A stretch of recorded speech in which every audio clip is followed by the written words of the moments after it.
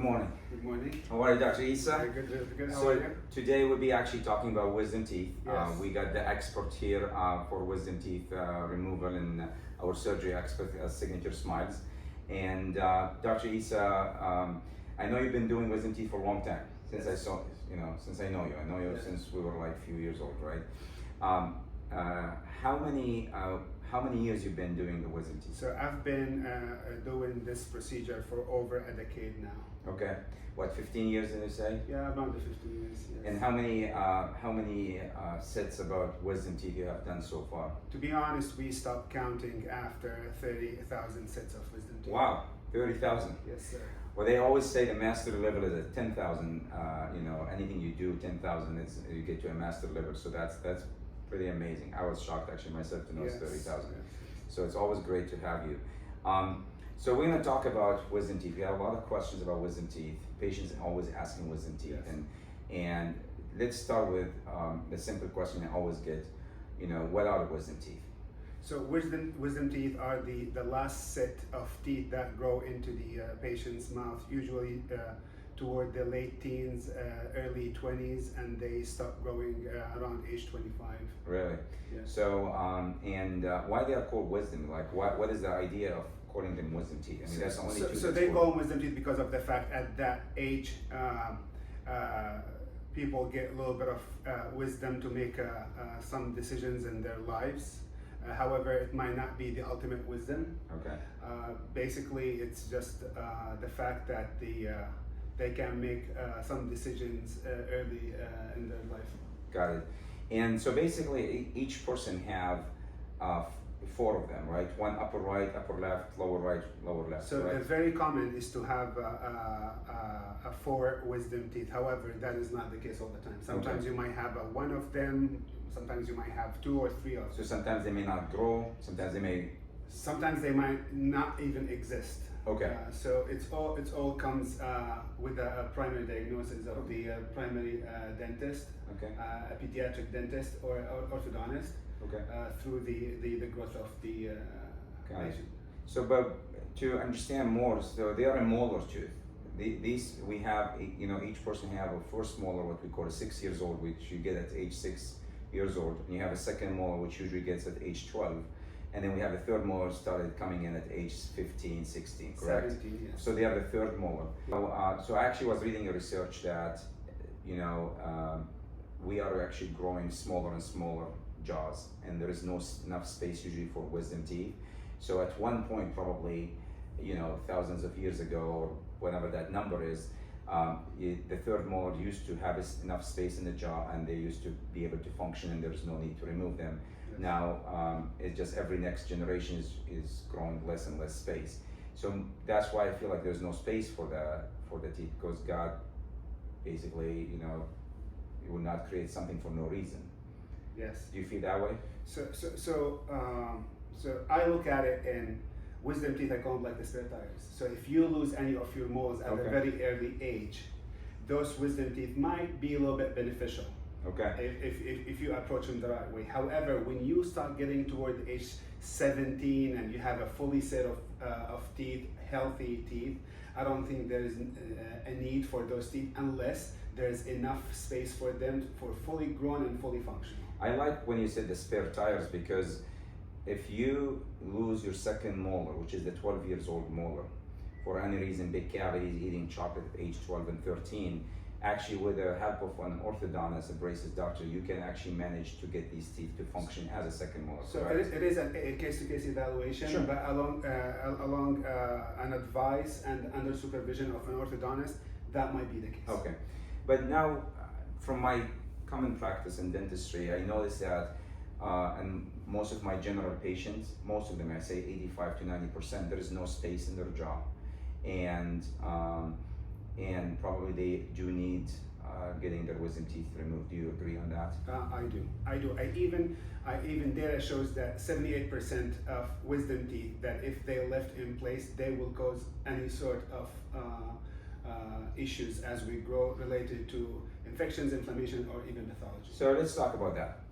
Number one, what's the preferred age? So we say if there is no space after evaluation, if there is no space for the wisdom teeth, you recommend taking them out, correct? Yes, correct. But why is that? What is the best age to get them out? So the best age is to get them out around age like 17 to 20, 21 years old. Okay. And why is that? For many reasons. Okay. Because the tooth itself is not fully grown yet. Okay. So it will decrease the chances to cause any complications and destructions of the adjacent structures. Okay. Also, at this age, the bone vitality it's different. So the recovery of the bone in that area it's amazing. Okay. And is there any risks like the nerve? I know that there are some of the wisdom teeth, they are very close to a nerve, and at younger age there is a less risk to damage the nerve. Can you explain that? So any surgical procedures comes with risks and complications. And when we talk about wisdom teeth, there is some vital structures that surrounds those teeth. One of the major structures are the inferior alveolar nerve, which is a nerve that gives sensation to the lower lip. It's a sensory nerve. It has nothing to do with the function, movement of the lip, but it does affect the feeling of it. I see. The other nerve, it's the lingual nerve, which is a sensory nerve that gives sensation to the tongue. To the tongue, okay. And when we're talking about the top wisdom teeth, we're talking about the sinuses, the maxillary sinuses, because the further you go back in the jawbone, you get close to the sinuses. Sometimes those teeth are very impacted and very close to the sinuses. So we have two major nerves, and we have a sinus, and the younger you do the procedure, the less complication I can get. Yes. You would say, if yesterday actually I saw a patient, she is 55. She still have her wisdom teeth in. Yes. And we were talking, me and her, about the complications about what could happen, and at that point, the risks of injuring the nerve is just too high. Yes. Correct? Correct. So you're talking about age, let's assume you have the same patient at age 17 and age 45. So that's a good comparison. So let's look at it in two different aspects. A 17 years old versus a 50-year-old who has wisdom teeth. So 17 years old, the recovery time is fast. You're talking about like five days, maximum 7 days, with a good healing prognosis. Okay. Versus a 50 years old that has a wisdom tooth that might cause complications, delayed healing, and even having major issues after the procedure. So if I evaluate someone wisdom teeth at age 50, I consider a lot of variations. Okay. So if a tooth is fully, if a wisdom tooth in place and it's fully surrounded by bone, by age 50, I would not consider removing that wisdom tooth. I would just watch the wisdom tooth, be sure there is no issues and there is no significant pathology in that area or growing as they move But forward. if the same tooth happened at the age 17, you still go take it out. Yes. Correct. Okay. So, and the higher risk, because there is a higher risk of nerve injury, recovery times, and all that at older age. Correct. Yes, and also the we have to keep one thing in mind. If there is any symptoms that comes at age 50, then the tooth needs to be removed. And there's a different approaches for this, the wisdom tooth removal. It depends on the relation of the wisdom tooth to the vital structures. So let's go back to the question that I always get. I'm 22 years old, or even 30 years old, okay? And doc, I don't have any pain, I don't have any problems. My wisdom teeth are in. Why in the world I should go and take them out? I don't want to do that. I don't want to take 2 days off of work or something like that. Can you explain why? I mean, there is no pain, but there is no space too. So having no pain or being asymptomatic, it doesn't mean that the issues won't come down the road or near future. As I said, data shows 78% of wisdom teeth that left in the mouth will cause some kind of an issues. Got it. And it varies from 78%? inflammations. 78%? Wow. And it varies from minor complications, local inflammations, infections that might lead to a major infections, to pathologies. Might not be like a high percentage causing pathologies, but it exists. So you're like playing with a timing bomb. You leave it there and you wait until it explodes. So if the wisdom tooth is non-functional and it's not aligned with the existing teeth, then it needs to be removed. Yeah. Also, keep in mind the fact that even if you have an existing tooth which is aligned and functional, you have to maintain a good hygiene around that tooth, which is sometimes challenging for the patients and for the dentist, because they sit all the way back in the mouth and sometimes they're hard to maintain a good hygiene. So that's actually from general standpoint, that's also a major concern for me as a general dentist, because keeping that wisdom tooth, as you said, it's very challenging to keep clean. It's almost impossible to floss all of the time. Yes. And toothbrush, you cannot get a toothbrush behind on the top all the way in the back. And it's not just losing the wisdom tooth, because sometimes you can wait and just take it out whenever it starts hurting. But most of the time I see we're ending up either removing both teeth, the wisdom tooth and the tooth in front of it, because it does cause a big cavity usually in the teeth in front of it. And usually we remove the wisdom tooth, and the tooth in front of it end up with needing like a nerve treatment, root canal, and crown just to be able to save it, because this is a very hard spot to clean, very hard spot for the dentist to see with an x-ray, and there could be a hidden cavity for some long period of time. Yes, I agree. I agree. So that's why you have to look at the big pictures, and you have to come up with a prognosis. Okay. And then moving forward, you present the ideal treatment. But at the end of the day, as long as the patients understand the options and the complications that might come with it, I mean, you leave the final decisions to them. So it is just better to be done at young age, and you're done with the wisdom teeth. You can keep the teeth in front of them better. You heal better, less risk of nerve damage or sinus damage, and it's just much better. Yeah, because the funny part of it is even if the patient decides to maintain the wisdom tooth, regardless if it's impacted or it is grown in his mouth, after age 25, it becomes the doctor's and the patient's responsibility to watch that wisdom tooth. So you need more periodic exams, and every time you need the periodic x-rays to be sure that the wisdom tooth is intact and in a good condition, so it won't cause any issues. So honestly, if you look at the big picture, doing this on a periodic,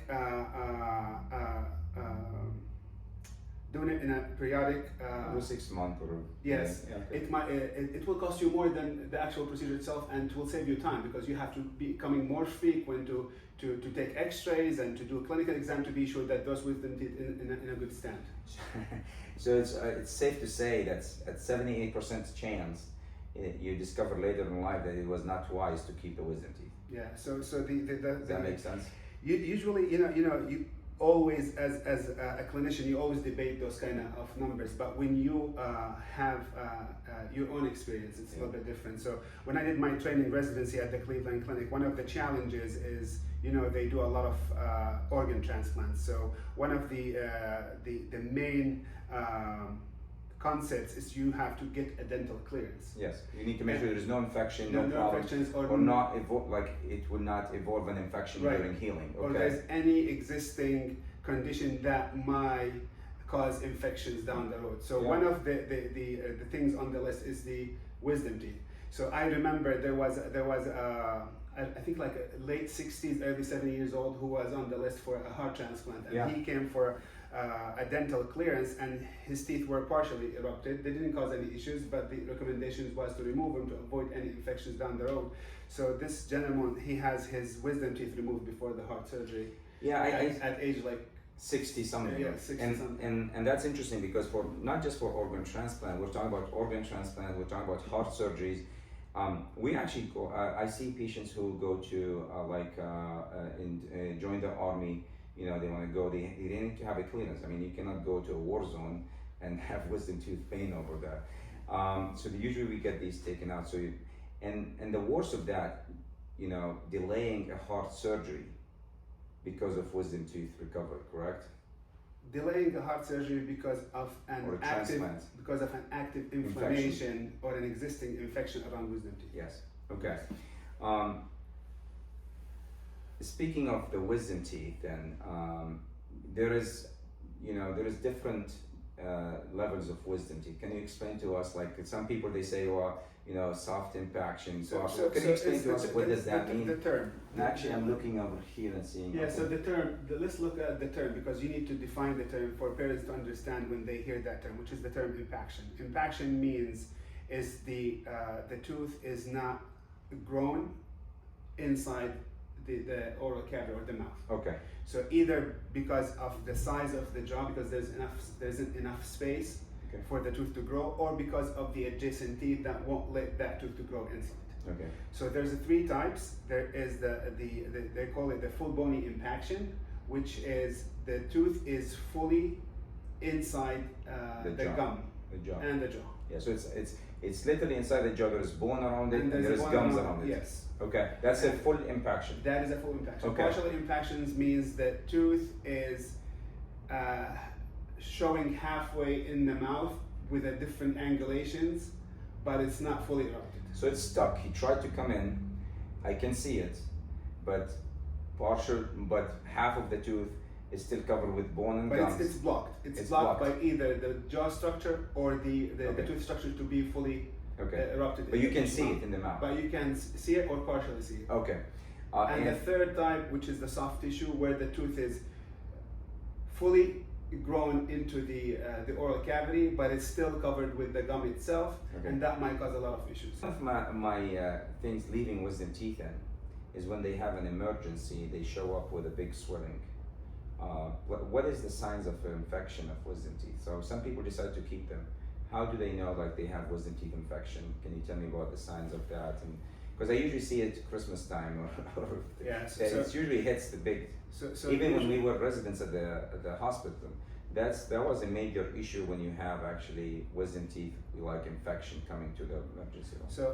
So there is either a local infection, Okay. or we call it like a regional infection. So local infections where you have infections surrounding the area of the wisdom teeth, Okay. and you can easily tell by having like a bad taste in the mouth, a bad smell, Okay. and intermittent pain in that area. And if you look inside the mouth, you can see the gum is like red and a little bit swollen around the tooth. So the regional symptoms is when the infection extended to the spaces in the face and caused more of a swelling of the face. So it causes like asymmetry of the face, where you can tell like the patient is swollen, Yeah. and the skin is hot when you touch it, and it's very tender to touch. I mean, we see it pretty often. I have a lot of patients. I see it at least 2-3 times a month, at least. People showing up, huge swelling in the face, and they can't even open because it's spread all around the other structures. It's not just in the mouth, and they've been to the emergency room already. So how do you like to treat these patients? So usually the best way to approach it is prevention. Okay. Prevention is by having your primary dentist to look at the wisdom teeth and come up with the best treatment plan, Okay. and be proactive and remove the wisdom teeth before causing any issues. Got it. The second approach, when you have a local infection, you can approach it by putting patients on antibiotic and just remove the teeth, and they will heal fine within a week to 10 days. The problem becomes when you have more of a regional infection where Okay. it involves other structures and spaces, and that's more of an aggressive approach where you need to remove the teeth, drain the sites, and sometimes people might get admitted to hospitals to watch them overnight because that might cause any airway obstructions and threaten their life. Yeah, because sometimes they need even IV antibiotics, right? They might need a lot of IV medications, including IV antibiotics. Yes. Okay. So the best way to evaluate wisdom teeth is by doing a clinical exam along with taking a 3D CT scan to evaluate the position in the Okay. jawbone and the proximity of those wisdom teeth to the adjacent. So you mentioned vital CT structures. scan. Why CT scan? I mean, some people I know they took it. So a CT scan is a 3D image, Yeah, right? CT scan is a 3D image, and it would tell you exactly the position of the wisdom teeth in relation to the adjacent teeth and the Okay. vital structures, versus what we call the flat image or the 2D image, where it just gives you a one side of the whole story. Okay. So a lot of people out there still do it with just the 2D image, which is the flat image. Which is okay, but for us, when we approach those cases, we try to get with the best outcome. So 3D image will tell you exactly how far you're from the nerves, from the sinuses, and from the adjacent teeth, which will minimize Okay. the damage of the vital structures and the adjacent teeth. So let me share one thing with you. When I was 18, I was traveling, and I have pain in my wisdom teeth, and I went to a dentist, and he got them out. And I was 18, I didn't know much. And he got them out without sedation.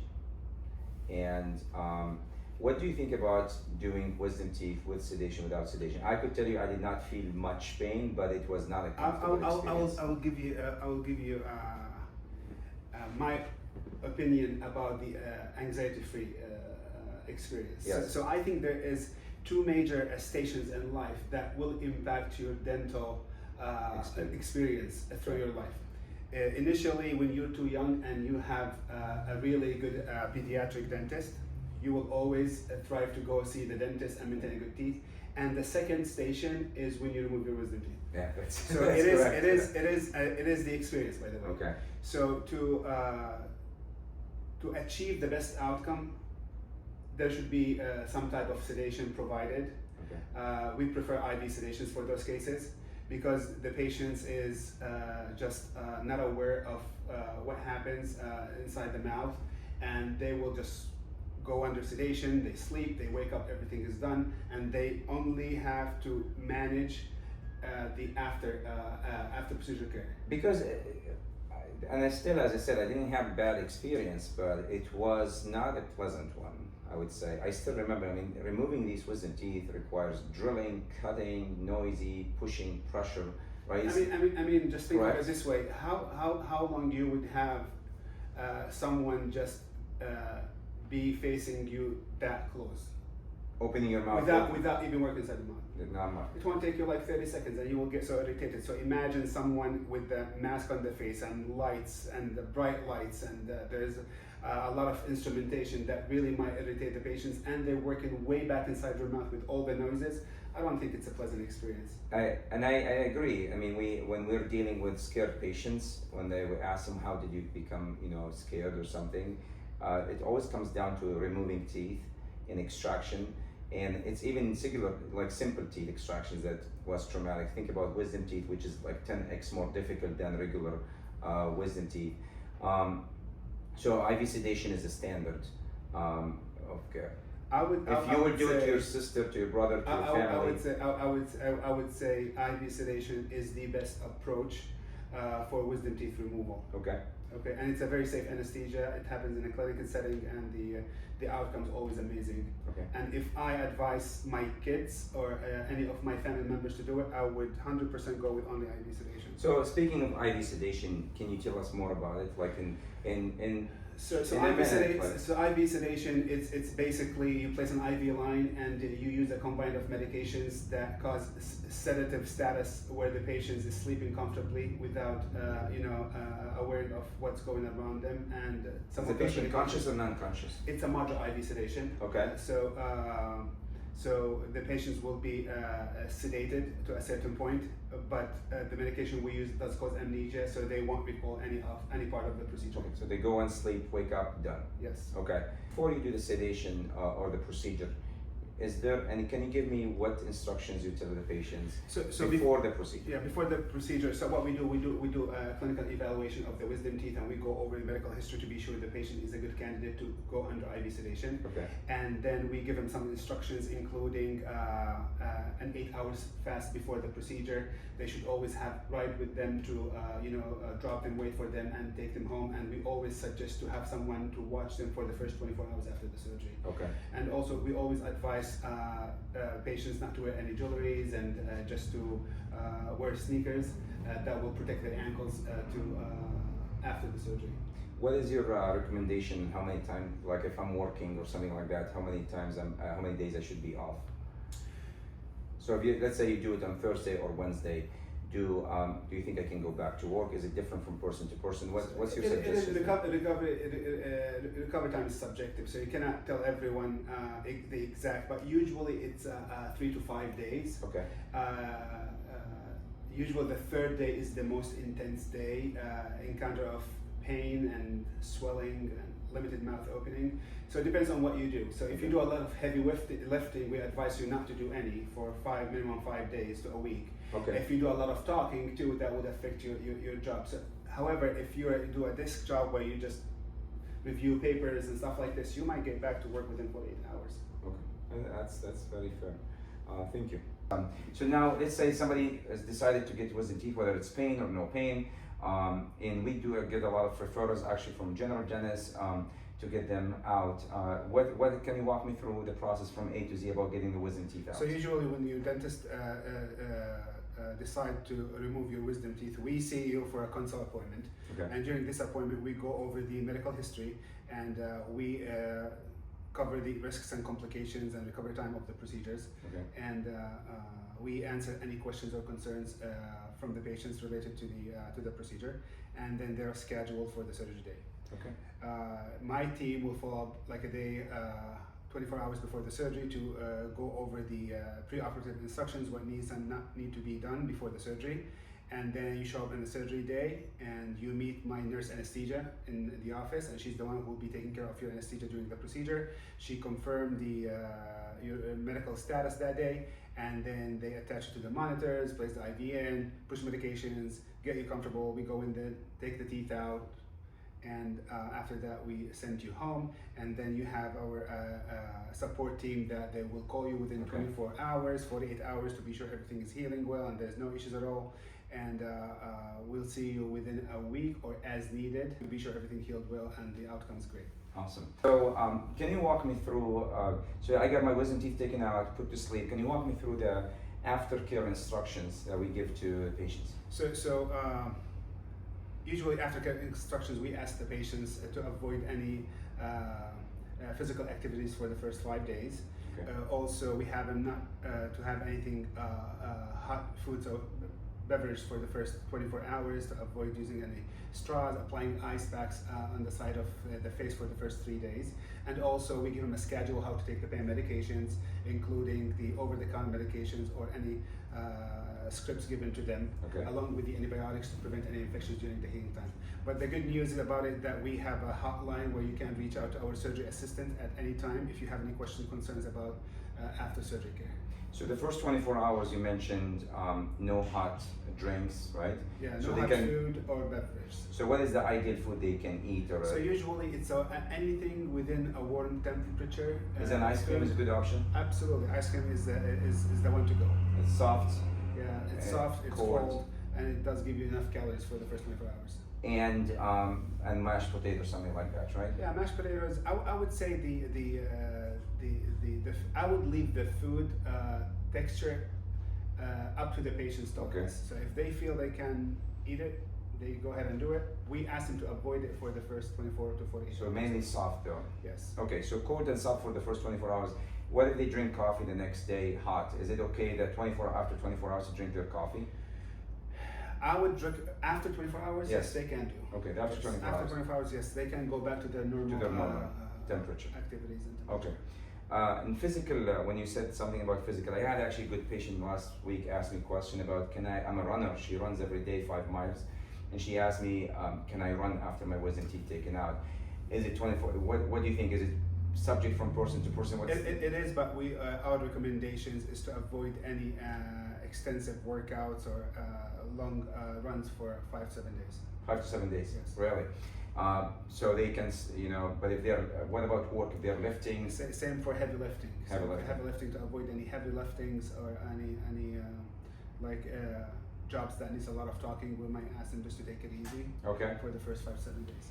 And they always mention the 3 S's when it comes to wisdom teeth extraction, which is no smoking, no drinking with a straw, and no spitting. Can you tell us more about that? So I'm a big no when it comes to smoking. So people out there, they say no smoking for 2 to 3 days. I'm kind of a little bit strict when it comes to smoking. I ask my patients not to smoke for the first 2 weeks, just to avoid causing any post-surgery complications. Mainly we're talking about dry sockets. Okay. The problem with dry socket, if it happens, it's going to take a longer time to heal, a lot of pain, that might even, the intensity of it is way more than the actual surgery. So great, you mentioned something about smoking and how it could actually affect the aftercare.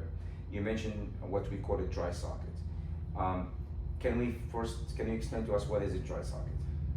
Dry socket is when the surgical site is exposed and the blood clot that forms inside the socket get displaced, so the bone underneath it get exposed to the oral cavity and the bacteria and get inflamed. So it's a healing spot. It's a surgery site that's not healing, correct? Yes, it's a non-healed surgical site. And how bad is that? Tell us, like, how bad? How do I know? It comes with a lot of pain. Okay. Usually it starts after the fifth day of the surgery. Oh, fifth day. Yes. So you're talking about a few days after the surgery. Yes, a few days after the surgery, and it does cause a lot of pain and foul smell, and it's very irritating, and no one likes it. And I think personally, the pain that comes after dry socket is way worse than the pain comes from the surgery itself.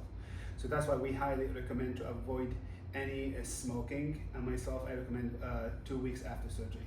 And the pain, wow, the pain level, and I agree with you. It's one of the worst pain people have, and they actually usually like nothing works with it, right? Yeah, it's a hard, a rough recovery, even with the pain medications. Okay, and and the smoking is because of the action of smoking, which is the negative pressure. Negative pressure, which includes also using straw for the first 24 to 48 hours. Could dislodge the. Dislodge the blood clot. Okay. What's the treatment in the dry socket? Like if I got my wisdom teeth, number one, how do I know if I could get a dry socket? Is there other reasons why? So if you stick to the instructions that are given to you after the surgery, very unlikely you will have a dry socket. Okay, that's good. But if the dry socket happens, there's some local measurements that we do in the office where you have to come and visit us, and then we go in there, we clean the site, and we might apply some medicine locally to help relieve the pain, along with some systemic medications, including over-the-counter pain medications and some prescriptions. Okay. Mention something about spitting. What's wrong with spitting? Like I see people, they're like, hey, my mouth is, have some blood. So spitting is just cause a negative pressure where it might cause the dislodgement of the blood clot and might cause the dry socket. So the same exact thing. So we always recommend, if you feel there's a lot of blood and saliva inside your mouth, you can just get rid of it, but without the action of spitting. You just kind of let it go, clean after yourself, and you'll be all good. Great. So anything that causes negative pressure, so a smoothie, for example, is nice and cold and texture is great, but you can drink it, but you cannot drink it with a straw. We ask always to avoid using the straw for the first 48 hours. Okay, great. Swelling, tell me more about complication that could happen after. Is it swelling, bleeding? Tell me more about that. What is the patient? For after wisdom teeth removal, we're expecting oozing of blood for the first 24 hours, which is very normal. Any active bleeding is controlled before we send the patient home. Okay. We're expecting swelling of the face and pain, which intensifies on the third day after surgery. Okay. And patients might experience a little bit of limited mouth opening, where they have a hard time to open their mouth wide. And this is uncommon, but if it happens, it might take up to 2 weeks to recover and get back to normal. Very unlikely to get bruisings, but still individuals react to procedure in different ways, so you might experience a little bit of bruising that might last up to 3 weeks. I see. So I had to be prepared for swelling. Do you do anything that help with swelling? Usually we provide some medication, IV medications the day of the surgery that would help to reduce the amount of swelling after. And also we recommend to use ice packs on the side of the face. It does help. That does help with the swelling? Yes, and the pain. Okay, awesome. So this is a good example of a set of wisdom teeth that's scheduled to be removed. So if we look at the 3D image that we take in the office, you can tell that patient has a lower wisdom teeth that are growing sideways, partially impacted. Looking at the top ones, one of them is a soft tissue, the other one is fully impacted. Looking at the big picture, you have always to follow the vital structures and see how close those wisdom teeth to the vital structures. As you see, looking at the top ones, the upper right wisdom tooth is pushing inside the sinus, where the left one is 1/3 of it is actually sitting inside the sinus, which will put the patients on a high risk of having a sinus communication after the surgery. Lower wisdom teeth, they're sitting very close to the nerve that gives sensation to the lips. It's a sensory nerve. We call it the kiss nerve, and that's how patients feel their lip. It has nothing to do with the function or movement of the lip. So taking those bottom teeth might cause a nerve disturbance, which might lead to numbness of the bottom lip temporarily, and with a 20% chance of having permanent numbness. The goal always is to save the nerve, so shouldn't be no worries. And one of the procedures that we perform to avoid any nerve damage if there is a close proximity of the tooth to the nerve is by removal part of the wisdom tooth to save that nerve. So I would like to show you an example of the difference between the 2D image versus the 3D image. So if we look at this Panorix made here, this is a 2D image, and it just shows you one side of the position of the wisdom teeth. However, if you have the 3D image, if we click on section and you scroll through it, so it tells you the exact position of the tooth in relation to the adjacent teeth and also to the vital structures. Go back on section and then just scroll down through it. So it shows you the wisdom teeth and its proximity to the sinuses for the top, and that go on the bottom all the way down. Also, it tells you exactly the position of the wisdom teeth on the bottom and its relation to the vital structures. Yep, and that's how we make our surgical plan to approach those teeth and remove them with the minimal complications after surgery. So I'm a patient, got my wisdom teeth taken out. What is the top 5 food categories I can eat the first or from the first 2-3 days? I mean, the best five food you can consume after removal of your wisdom teeth are smoothies, soup, mashed potato style food, popsicles, ice creams, yogurts, and puddings. Those are great 5. So they're Yes. soft, creamy, cold to regular temperature, and avoid Yes. hot foods. Absolutely. All right. So what is the 3 things we should avoid after wisdom teeth removal? So we keep it simple. We call the 3S: no smoking, no spitting, no use of a straw. Okay, that's great. I'm getting sedation for this, IV sedation. What is the 3 things that I should do before wisdom teeth removal? No food consumptions 8 hours before the surgery. No drinking of any beverage 8 hours before the surgery, and to bring your ride so they can take you home after the procedure. Sweet, nice, thank you. So I'm getting my wisdom teeth taken out. What is the top 3 complication that I may end up having after the treatment? So usually the top 3 post-operative complications are pain, swelling, and dry socket or infections. So I'm a patient, and my dentist told me I need my wisdom teeth removal, or I got infected. I don't know where to go. And for me, for example, I'm thinking about myself. If I'm actually thinking about 5 things to do, how to find the right expert in wisdom teeth, I always think about one thing myself. I always look, anything I buy, anything I go to Amazon, I always look for people who give feedback. So I always look online, I look at the website. If I'm looking for a sleep doctor or any other doctor, I look for reviews, Google reviews, and that's a good starting point for me. And I believe most people does that as well, as they look at Google reviews. If there is a good feedback, if there is enough feedback about it as well, that's very important. Can you share the other 4 about, okay, I got the reviews, you guys are the best, maybe this and that. What is the other 4 things? So I have 5 ways to find the right expert. So actually that's a good approach. So when you look outside, there's a lot of practices, and looking at the Google reviews or the reviews and the feedbacks that the patients give, it will narrow your search. And then after you get into these practices, you have to check the provider who does the procedure. So their background training, the experience they have in doing the wisdom teeth, if they provide you an anxiety-free environment, including providing IV sedations, and also they can handle and manage complications after the procedure. Okay, great, thank you.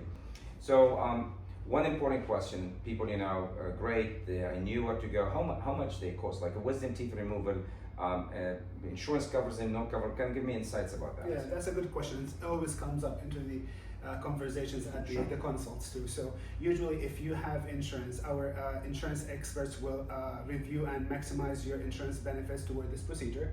If you don't have insurance, we have an all-inclusive package, so you don't need to worry about any extra charges.